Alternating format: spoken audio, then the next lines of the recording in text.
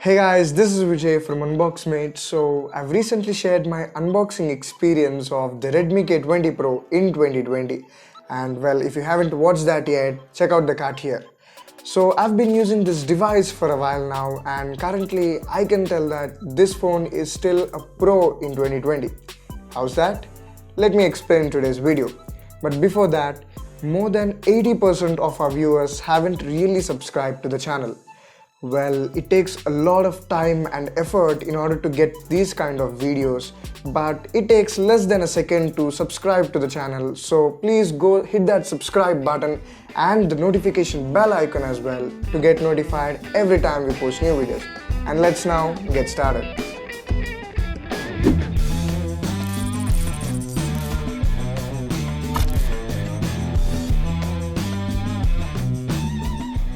So starting off with one of the best things of this device, which is the design. Now as I said earlier, this one here is a glass build of Gorilla Glass 5 protection on both sides, and the scratches are pretty minimal as well. The build quality here is really good, but the problem I get with the glass build is the fingerprints. The back here is a fingerprint magnet, and literally I had kept on cleaning this device whenever I changed the position for a new shot, and also the phone is extremely slippery. So grab a case on, use the case that has been provided inside the box, or else check the description below, in which you'll find the links for the best cases. Apart from that, the phone feels premium in hand, and the black carbon texture inside the glass feels more cool than the other two colors. Also, this vertical camera layout to the back feels a bit different, and overall I like the design.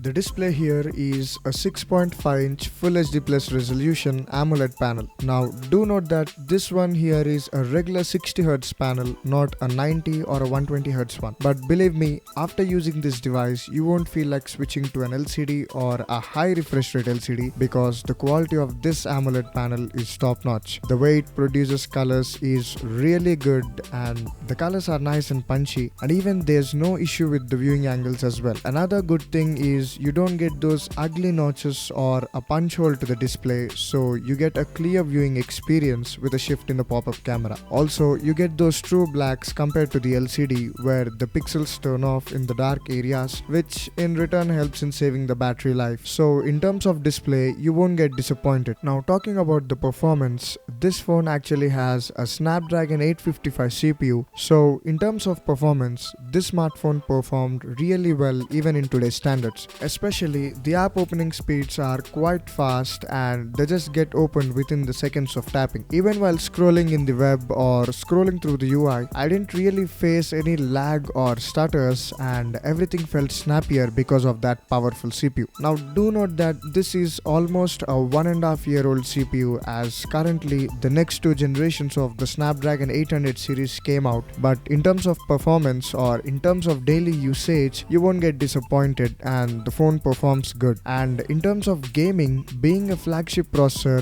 this CPU can run heavy games like Call of Duty Mobile and some casual games as well. There's Adreno 640 GPU, which helps the smartphone to produce flawless gaming experience, and it felt smooth. So in terms of gaming, I didn't face any issue even after using it an year after the launch. This phone actually has a triple camera setup with a main sensor and an ultra wide angle sensor, followed by the telephoto sensor. I feel that Redmi just took a great step in terms of camera setup, and this is how I want the cameras to be, even though it may be a triple camera setup. Now as you can see, the shots taken by the main sensor under good lighting conditions felt good in terms of colors and details, and the dynamic range is also decent. Even the ultra wide angle shots felt good, but they lack a bit of details, and I felt that they are on the softer side. The shots taken by the 48 megapixel sensor really gets a lot of detail levels, so if you zoom in, then the text will be clearly visible, and it's really great.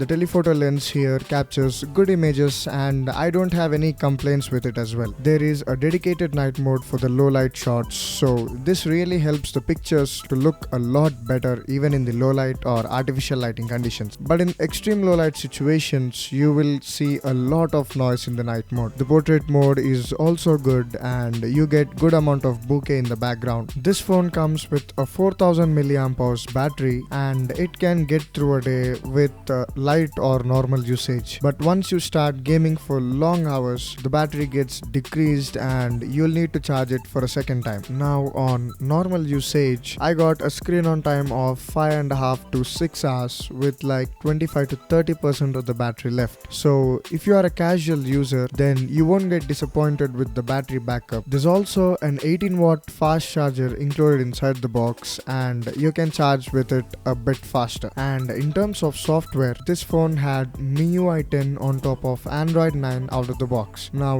do note that this phone came with a lot of bloatware like the pre-installed apps which were banned by the government as it was launched back in 2019, but with the latest MIUI 12 update, most of the apps got removed by the company and it felt a bit cleaner user experience after the update. As I have mentioned earlier, the experience was snappier and the animations felt quite good. And regarding ads, there are a lot of companies which keep showing ads in the UI and Xiaomi is one of them. But as this is a flagship device from Redmi, there are no ads in the user interface and that's a plus point. So to conclude, the Redmi K20 Pro is still a great device considering its performance, but I can recommend this to those people who want a great performance and a good display with decent battery life. As this phone was launched in 2019, the software updates will be available only till 2 years from the launch and it's already been an year since it has launched. Currently, there are other smartphones with similar specs, but they get compromised in the display department or the processor department. So if display and performance are your highest priorities, or if you game a lot,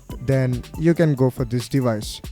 Well, these were my thoughts regarding the Redmi K20 Pro, and if you're planning to get one, then check out the links in the description below.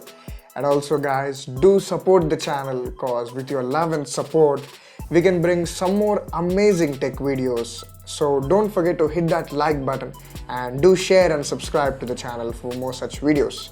Thanks a lot for watching guys. We'll meet you soon in the next one. Take care.